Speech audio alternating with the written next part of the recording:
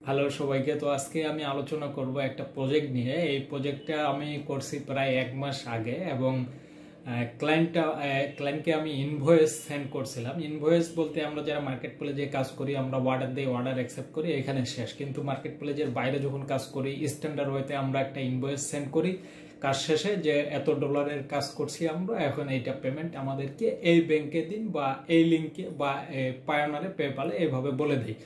তো এই invoice send করছি আমি 1 তারিখে এবং ক্লায়েন্ট আমাকে 2 তারিখ, 3 তারিখ, 4 তারিখ, 5 তারিখ, 10 তারিখ, 11 তারিখে আসে পেমেন্ট করছে। আমি এই 1 তারিখ থেকে 11 তারিখ পর্যন্ত ক্লায়েন্টকে কোনো মেসেজ দেইনি এবং কাজটা ছিল প্রায় $350 মতো, 220+ ইউরো আর কি।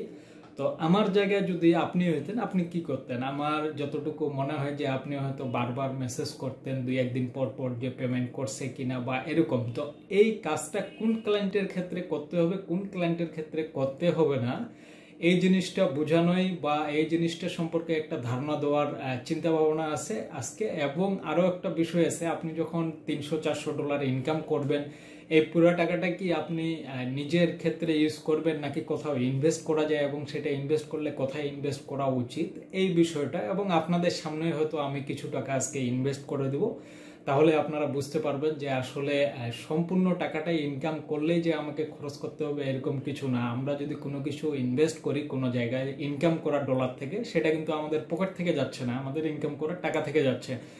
আচ্ছা, এখানে আরো একটা জিনিস আমি আপনাদেরকে বলে দিই, সেটা হচ্ছে ক্লায়েন্ট আমাকে বলছিল যে মানে বিজনেস ব্যাংক অ্যাকাউন্ট ছাড়া তারা পেমেন্ট করবে না, কারণ তারা একটা কোম্পানি এবং কোম্পানি সবসময় চায় যে বিজনেস টু বিজনেস ব্যাংক অ্যাকাউন্টে পেমেন্ট করতে, কারণ এটা একটা ট্রাস্টের বিষয় আছে, পার্সোনাল অ্যাকাউন্টে পেমেন্ট করতে চায় না অত সহজে। তো আমি তাকে যেটা বলছি ইন্টারন্যাশনাল ব্যাংকে আর কি।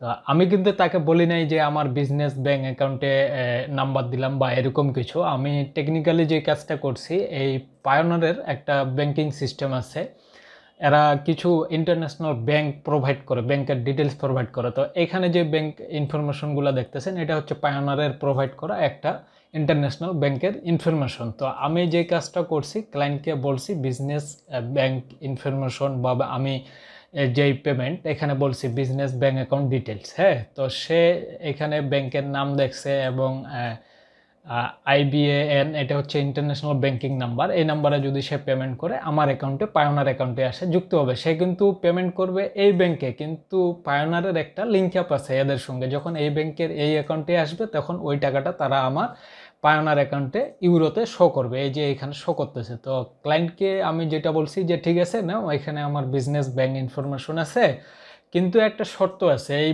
বিজনেস ব্যাংক অ্যাকাউন্টে পেমেন্ট করতে হলে আপনাকে অবশ্যই পেমেন্ট করতে হবে বিজনেস ব্যাংক অ্যাকাউন্ট থেকে, মানে ক্লায়েন্ট যে পেমেন্ট করবে তার অ্যাকাউন্টটাও যেন বিজনেস ব্যাংক অ্যাকাউন্ট হয়।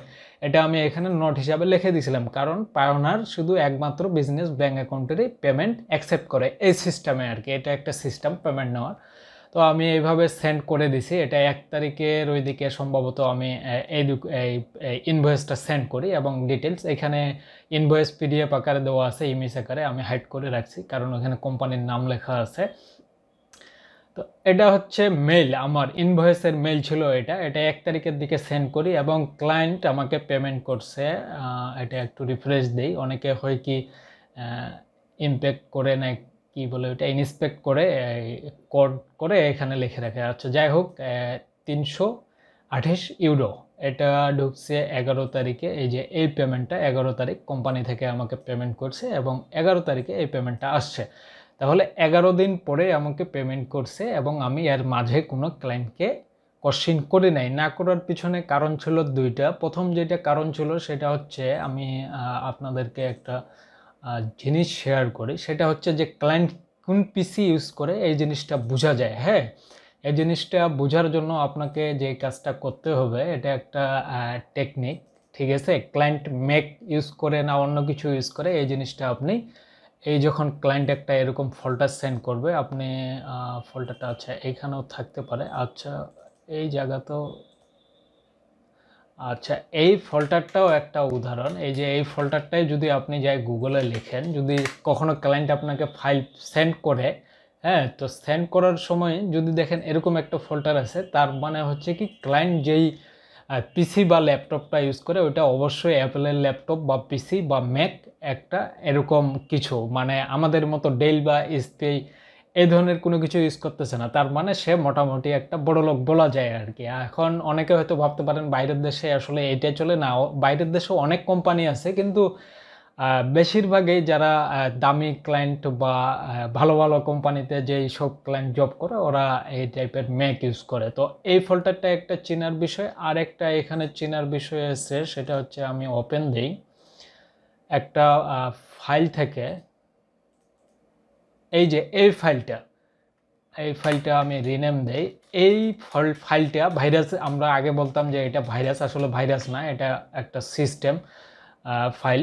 তো এই ফাইলটাও কিন্তু আপনার লোকাল পিসিতে আমরা যদি একটা ফাইল জিপ করে সেন্ড করি, এই ফাইলটা কিন্তু যাবে না। কিন্তু যখন কোনো ক্লায়েন্ট আপনাকে ম্যাক বা অ্যাপেলের কোনো প্রোডাক্ট থেকে একটা ফাইল জিপ করবে, তখন কিন্তু এরকম একটা ফাইল আপনার কাছে আসবে। এখানে যদি দেখেন এই যে ম্যাকের এটা অপারেটিং সিস্টেম একটা, তো এটা তার মানে আমি ধরে নিলাম ক্লায়েন্ট মোটামুটি বড়লোক বা ভালো চলে বা ভালো অর্থ আছে, এটা একটা বিষয়। আর একটা বিষয় হচ্ছে ক্লায়েন্ট যখন আমাকে মেইল করছিল, তার মেইলটা জিমেইল থেকে ছিল না, সেটা ছিল একটা বিজনেস মেইল বলতে মনে করেন যে ফাইবার, হ্যাঁ, fiverr.com। তো ফাইবারের কিন্তু মেইল আছে। এখন ফাইবারের যদি সাপোর্ট এরকম একটা মেল থেকে আপনাকে মেল সেন্ড করে, তার মানে এটা 100% নিশ্চিত ফাইবার থেকে আসছে বা কোনো একটা কোম্পানি থেকে আসছে। তো আমাকে যে মেলটা থেকে মেল করা হয়েছিল সেটা ছিল এরকম একটা মেল, এবং এখানে নাম দেওয়া ছিল কোম্পানির যে ডোমেনটা। তো এরকম মেল থেকে তারাই শুধু মেল করতে পারে যারা কোম্পানির মালিক বা ওই কোম্পানির যে পরিচালনা করে সে। তো আমি দুইটা বিষয় শিওর হয়েছি যে তার একটা কোম্পানি আছে এবং সে মানে আইফোন ইউজার বলা যায় বা ম্যাক ইউজার। হ্যাঁ, তো মানে দুইটাই পজিটিভ সাইড। তারপরে সে যখন আমার সঙ্গে কথা বলছে, কথার মধ্যে দেখলাম যে তার এক্সট্রা কোনো কথা নাই, কাজ ছাড়া কোনো কথা নাই, এবং অন্য কোনো কথা বলার তার সময় মনে হয় নাই, এরকম আর কি আমার কাছে মনে হয়েছে। তো আমি এই জন্য যখন আমি 1 তারিখে ইনভয়েস সেন্ড করি, আমি নিশ্চিত ছিলাম যে সে 15 দিন পরে হোক, 1 মাস পরে হোক, সে আমাকে পেমেন্ট করবে। এই জন্য আমি গত 11 দিন, 12 দিন বা 13 দিন, আজকে 13 তারিখ, আমি এর মাঝে কোনো তাকে মেইল বা মেসেজ করি নাই। এবং তার যখনই মনে হয় আমার দ্বারাই কাজ করে নিবে, আমাকে আসে কাজ দেয়। যদিও নতুন ক্লায়েন্ট অলরেডি 5 থেকে 6টা প্রজেক্ট করাই নিছে আমার দ্বারা। এখন আসি এই পেমেন্টটা, আমি ওইভাবে ইনভয়েস সেন্ড করার পরে পেমেন্টটা ক্লায়েন্ট জানে কিন্তু আমার বিজনেস ব্যাঙ্ক অ্যাকাউন্টে পেমেন্ট করছে, কিন্তু আমি পেমেন্টটা নিছি পায়োনারে। এখন এই 328 ইউরো, হ্যাঁ, এটা আমি চাইলে পুরো টাকাটা উইথড্র দিতে পারি, এবং আমরা সচরাচর যেই কাজটা করি, একটা পেমেন্ট আসলে সেটা উইথড্র দিই, কিছু টাকা যায় বন্ধু বান্ধবদের নিয়ে খাই এবং খরচ করি, মানে খুব আনন্দে আনন্দে খরচ করে ফেলে, ফিউচার নিয়ে ভাবি না। তো একটা বিষয়ে আমি একটা কথা বলছিলাম যে আমরা যদি সঠিক জায়গায় ইনভেস্ট করতে পারি কিছু টাকা, আমরা যখনই সঠিক জায়গায়, মানে প্রতারিত হব না এরকম জায়গায়, যদি লস লস খাওয়া এবং প্রতারিত হওয়া দুটার মধ্যে একটা পার্থক্য আছে, আমি বলে দেই। প্রতারিত মনে করেন আপনি এক জায়গায় ইনভেস্ট করতেছেন, সেখান থেকে আপনি লাভবান হবেন কিনা এটা একটা বিষয় থাকতে পারে, কিন্তু এরকম হইতে পারে আপনার টাকাটা মার যাওয়ার সম্ভাবনা হিউজ, বা আপনি মনে করেন বাজি ধরছেন, 5,000 টাকার বাজি ধরছেন, তো সেটা কিন্তু ইনভেস্ট বলা যাবে না। এটা হচ্ছে প্রতারিত হওয়ার জন্য আপনি অলরেডি এক পা কি গর্তে দিয়ে দিছেন বা কাতার মধ্যে দিয়ে দিছেন, আপনার প্রতারিত হওয়ার সম্ভাবনা বেশি। আপনি হারেও যেতে পারেন, জিতেও যেতে পারেন। কিন্তু কিছু কিছু জায়গা আছে যে জায়গাগুলোতে ইনভেস্ট করলে, আপনি পরিশ্রম করলে আপনি 40 টাকা ইনভেস্ট করে 40,000 টাকা ইনকাম করতে পারেন। এই জায়গাগুলাই হচ্ছে ইনভেস্ট করার মতো জায়গা। এবং আমি এটাই বলছিলাম যে আপনি যদি সঠিক জায়গায় ইনভেস্ট করতে পারেন, তাহলে আপনি যতটুকু ইনভেস্ট করবেন সেটা একটা গোল্ড, এবং এই গোল্ডের এতই পাওয়ার যে সে আরও 2-4টা গোল্ড আপনার ব্যালেন্সে বা অ্যাকাউন্টে অ্যাড করার ক্ষমতা রাখে। তো আমি আপনাদের সামনেই আমি বলি, আমি ফ্রিল্যান্সার হিসেবে, আপনারা যদি ফ্রিল্যান্সার এই রিলেটেড ক্যাটাগরির হন, তাহলে আমি বলবো ডোমেন হোস্টিংয়ে ইনভেস্ট করেন, আপনার ইমেল মার্কেটিংয়ে ইনভেস্ট করেন। এগুলাতে লস বলে কিছু নেই, আমি আপনাদের চোখের সামনে এখানে। আচ্ছা, এখন ইনভেস্ট যখন করব, আমাদেরকে চোখ কান একটু খোলা রাখতে হবে, সেখানে ডিসকাউন্ট আছে কিনা বা কম কিছু করা যায় কিনা, এই জিনিসটাও মাথায় রাখতে হবে। কারণ $1 যদি সেভ হয় সেটা আমাদের নিজের সেভ হবে, আমরা যদি $2 সেভ করতে পারি, সেখান থেকে যদি $1/2 আমরা গরিবকেও দান করি, এটা অনেক একটা ভালো কাজে লাগলো এবং আপনি নিজেও বেনিফিট হলেন। তো আমি এখন রিনিউ করব, আমার একটা ডোমেন আছে, ডোমেনটা রিনিউ করব 2 বছরের জন্য। এখানে $27 ছিল, হ্যাঁ 2 বছরের জন্য $27 তারা চাইছিল। এবং আমি এখানে একটা ডিসকাউন্টের জন্য হানি ইউজ করি। হানি এটা হচ্ছে একটা এক্সটেনশন, এটার আমি অনেক আগে একটা কেস স্টাডি দিয়েছিলাম যে কিভাবে ইউজ করতে হয়। এবং এটা কিন্তু পেপ্যালের একটা প্রোডাক্ট, এটা অনেক সময় ইউজ করে আমরা, এই যে 17 মিনিট আগে আমি পোল্যান্ড থেকে একজন ইউজ করছে, আমিও একটু আগে ইউজ করছি। এবং ইউজ করাতে আমাকে 20% ডোমেনের যে 20% এখান থেকে দিছে, আমাকে $27 কাটতো, এখন তারা $22 কাটবে। তো এখানে আমি প্রায় $5 মতো সেভ করতে পারছি, প্রায় $400 মতো সেভ। আমি যদিও মানে ইনভেস্ট করতেছি, করার সময়ও আমি ভাবতেছি যে এখান থেকে কিছু কম টাকায় সেম ইনভেস্টমেন্টটাই বা যেই জিনিসটা চাচ্ছি ওই জিনিসটাই আমি যে রেগুলার প্রাইস তার থেকে কমে কিনা যায় কিনা। এটা কিন্তু বাংলাদেশের মতো ডিসকাউন্ট না যে প্রোডাক্টের দামে $300 তারা $500 লিখে 40% ডিসকাউন্ট লিখে দিছে, এরকম না, এরা যেটা রিয়েল ওইটাই। এবং আচ্ছা, এখন আমি দেখেন এখানে আমি যদি পেমেন্ট করতে চাই, এটা আমার ইউরোতে আছে, এটা আমাকে আগে ইউএসডি করতে হবে। আমি ইউএসডি করার জন্য ম্যানেজ কারেন্সিতে গেলাম, যাওয়ার পরে এখানে আমাকে ব্যালেন্সটা সিলেক্ট করতে হবে, ইউরো টু আমি করব ইউএসডি। এখন এখানে ইউরো আছে 328.9, আমি গেট রেট দিলাম। এখানে কত ইউএসডি তারা আমাকে দিবে এটা দেখাবে, আর 350 মতো দিবে। ওকে, আমি সাবমিট দিয়ে দিলাম এবং 1.64 ইউরো তারা কাটে নিবে এটা এক করার জন্য।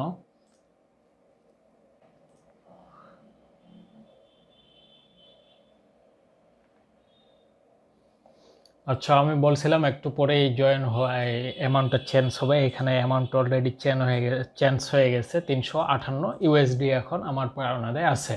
এখন আমি এখানে একটা কনফার্ম অর্ডার দিব, $22 তারা কাটে নিবে। তো এই $22 কিন্তু আমি এক জায়গায় মোটামুটি বলা যায় যে ইনভেস্ট করেই দিলাম, ঠিক আছে। আচ্ছা, তো মোটামুটি এখানে অর্ডারটা তারা নিয়ে নিছে অলরেডি, ডানে নিয়ে গেছে। আচ্ছা, এটা আমি কাটে দিলাম, এখান থেকে 22 কাটে নেওয়ার কথা আমার। আচ্ছা, একটু পরে হয়তো কাটবে। আমি আরও একটা জায়গা বারবার যেটা বলি সেটা হচ্ছে যে আপনারা ইমেল মার্কেটিংয়ে, আপনারা যারা নতুন ফ্রিল্যান্সার আছে, ইমেল মার্কেটিংয়ে কীভাবে ইনভেস্ট করা যায় এই জিনিসটা বা এই চেষ্টাটা করবেন। আমি এখানে দেখি মান্থ বাড়া যায় কিনা।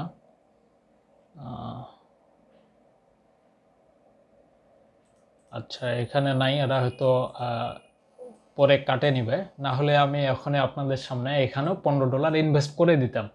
আপনাদেরকে সবসময় একটা জিনিস মাথায় রাখতে হবে, আপনারা যদি সঠিক জায়গায় সঠিকভাবে ইনভেস্ট করতে পারেন তাহলে আপনার কোনো দিন লস হবে না এবং লস হওয়ার সম্ভাবনা খুবই কম। আমি রিসেন্টলি $160 মতো ইনভেস্ট করছি freelancer.com-এ। এখানে যদিও কাজ করি না, আমার একটা ছোট ভাই আসছে, সে বলতেছে যে কিছু মেম্বারশিপ কিনে কিছু বিট কিনে দেয় তাকে। তো আমি তাকে কিনে দিছি এখানে প্রায় $160 মেম্বারশিপ। মোটামুটি আমি এই যে এই মেম্বারশিপটা 1 বছরের জন্য কিনে নিছি এবং এটা যদিও তারা এখানে দেখেন বলছে $160 মতো লাগবে, কিন্তু আমি এটা কিনছি $65 দিয়ে। এই $160 প্রজেক্ট মেম্বারশিপ কীভাবে $65 কিনা যায়, আমি এই বিষয়টাও নিয়েও আলোচনা করব হয়তো ফিউচারে যখন সময় হবে আমার আলোচনা করার। তো ঠিক আছে, আজকের মূল যে বিষয়টা ছিল, আপনি যখনই দেখবেন ক্লায়েন্ট আপনার বড়লোক এবং কাজ ছাড়া কোনো কথা বলে না এবং বেশি বেশি পাম মারে না, এরকম যখন ক্লায়েন্ট হবে এবং যখন আপনি আইডেন্টিফাই করতে পারবেন যে ক্লায়েন্ট আসলে কি ইউজ করে বা তার রেভিনিউ কেমন, যদি সে দেখা যাচ্ছে মান্থলি $30,000-40,000 ইনকাম করে, তাহলে তার কাছে বারবার টাকা চাওয়ার কোনো প্রয়োজনে মনে করি না আমি। তার যখন সময় হবে সে পেমেন্ট করে দিবে এবং তার কাছে 300, 400, 500, 2,000 বা $500 এটা কোনো ব্যাপার না। এটা তার যখনই মনে হবে বা মনে পড়বে যে পেমেন্ট করার দরকার, আমি তো একজনের কাছে কাজ করে দিয়েছিলাম, সে তখনই পেমেন্ট করে দিবে। তার সুযোগ সুবিধা আপনি যত ভালো দিবেন, আপনার লাক বা আপনার কপাল তত খোলার সম্ভাবনা থাকবে। কপাল কিন্তু এমনি খোলে না, আপনার স্কিল থাকতে হবে এবং স্কিলের পাশাপাশি আপনার টেকনিক থাকতে হবে এবং ইনস্ট্যান্ট চিন্তাভাবনাগুলো আপনার আপগ্রেড করতে হবে, মানুষের থেকে ডিফারেন্ট হতে হবে। তো ঠিক আছে, আজকে এই পর্যন্তই, সবাই ভালো থাকবেন, আল্লাহ হাফেজ।